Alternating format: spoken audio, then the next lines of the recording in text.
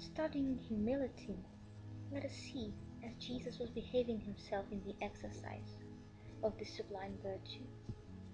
Certainly, in the time that to the world should appear the message of the good news, he could stay in the celestial glory and to be represented among mankind by the person of angelic messengers, but he preferred to go down himself to the ground of earth and try its vicissitudes. Undoubtedly, he counted with power enough to annul the sentence of Herod, who ordered to decapitate the newborn babies of his condition to avoid his presence. However, he stood back prudently to a faraway place until that the unreasonable demand was necessarily prescribed.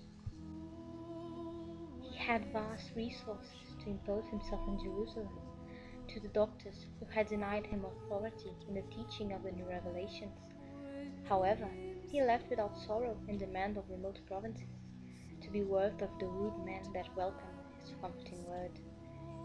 He possessed enough virtue to humiliate the daughter of Magdala, dominated by forces of darkness.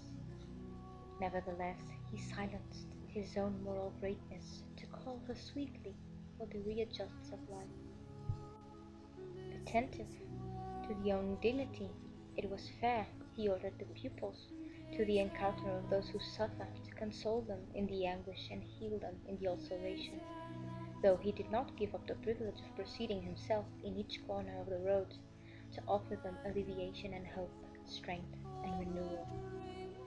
Certain, he had elements to stay away from Judas, the senseless apprentice. Even so, in spite of everything, he conserved him until the last day of the fight, among those who he loved most.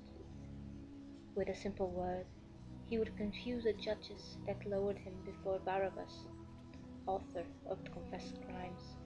However, he hugged the cross of death, begging pardon for his torturers.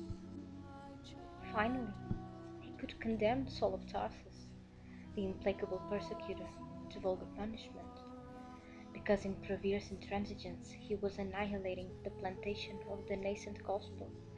But he looked for him in person at the doors of Damascus, visiting his heart for knowing he was mistaken on the direction that he was moving.